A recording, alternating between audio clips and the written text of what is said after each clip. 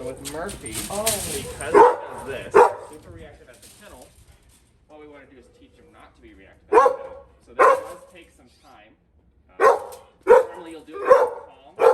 Adding more people can make it a little more complicated for him, but he's learning. So now that he stopped barking, he's quiet. I'm going to reward him. So he barks.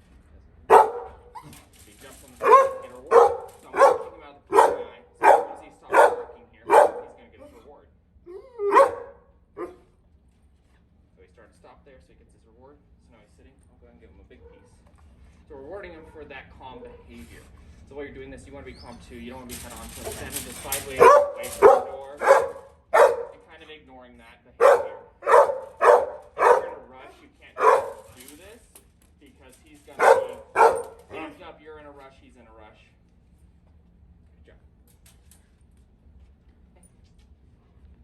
So you want to use something highly rewarding, hot dog bits, little soft chewy bits. You don't want to use milk bones because it's not that great. He'll eat them, but it's not the best thing. So since he's being quiet while I'm talking, he's even just looking at me.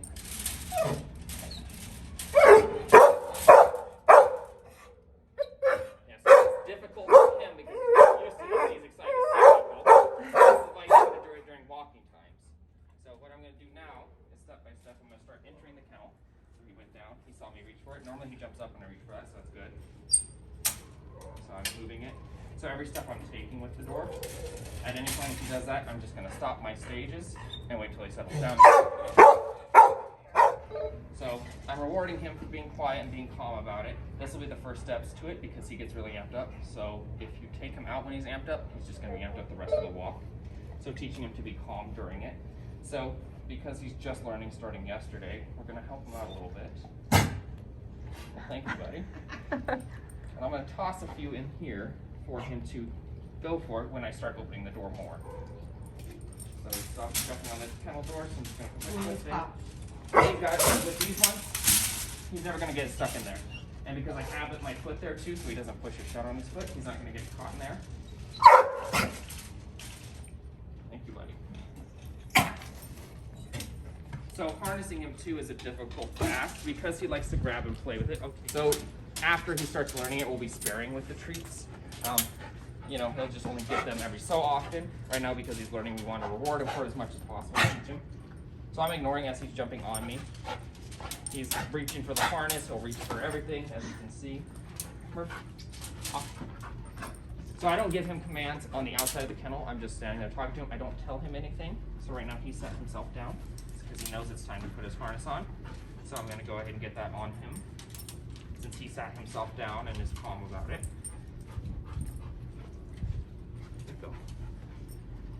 So because he's being good, he's trying to get himself out, but because he's not jumping up in my face, so now he's moving around, I'm just going to stop. We're in the middle of harnessing. So I don't want to harness him while he's being too wild. So you can see he's grabbing at the leash there too. When he grabs the leash, don't try and pull it from him. Just, you know, don't ignore what he's doing. Just don't enforce that. Don't pull on it, because then when you pull on it, you're playing tug. So we're going to head out here, so I'm not going to ask him too much heading out of the kennel. Just nice control. He's going to come out. All right, buddy. There you go. All right, we're not tangling people up. Yes, off. This way. There we go. So he gets very antsy when we're doing it. So we're just going to keep ourselves calm as possible when we're walking him. It's kind of a quiet walk with him. I'm not going to ask him to do things. I'm just going to ask him through the leash to do things. So when he's pulling too much, I just stop for a second. And I'll take 2 steps back. And then he comes over, he's shaking off, he's releasing some of that stress.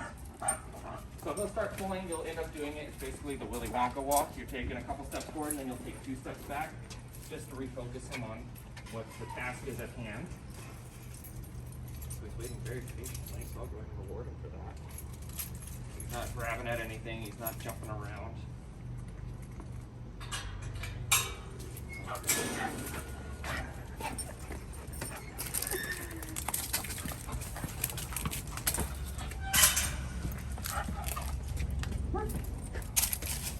Yeah, there's people there. Come on, let's go this way. So this is only his second day working on this.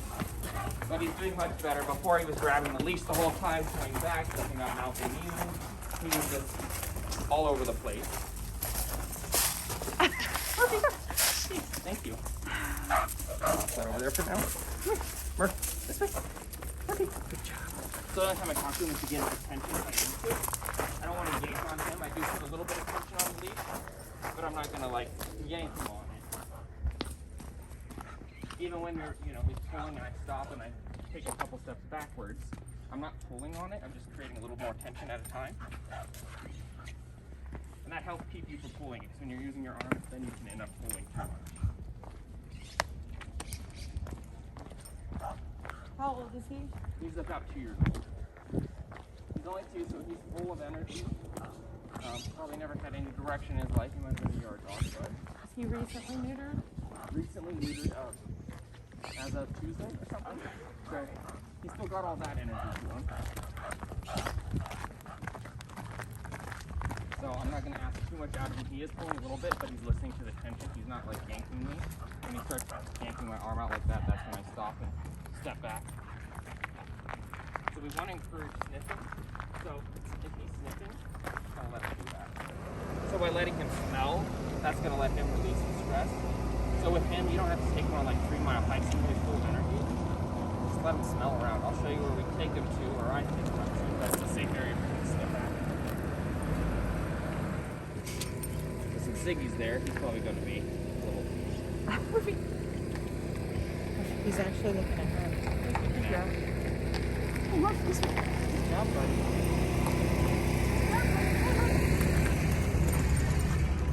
So you don't want to touch them when they're that focused on something. They kind of redirect. Murphy probably won't, but I just kind of grab the leash like you're a mime, pulling on it, running it through your hands just to get some attention.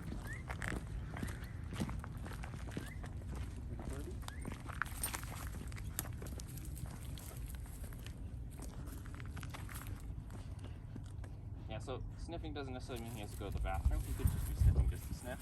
The only time I'll redirect him away from it is if he's going to run into like a cactus or take me into a cat claw bush. Work, this way. Good job.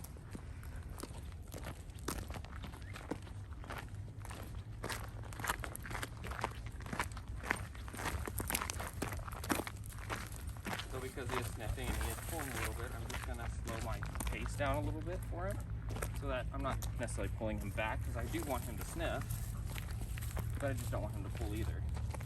So I really like these harnesses too. I think they've worked for some of our really big dogs. Yeah, they work really well. They're a little hard to fit. This one's a little bit tight on his neck area, so we gotta loosen that, but it works really well.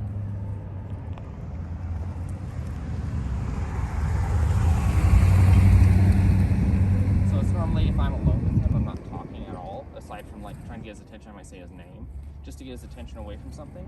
But otherwise, it's a very quiet, just calm, keeping yourself calm and loose. I try and keep it as loose leash as There's possible. quail in there. Yeah.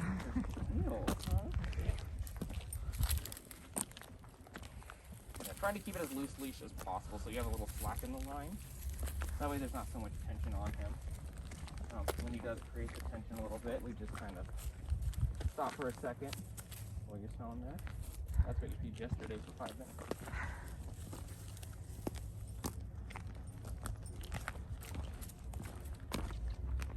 Yeah, so once he gets like the calm walking down and the calm kennels down, then we can start working on more. So you don't want to work on more than maybe 2 behaviors at a time. Otherwise he gets confused. That's what you're asking.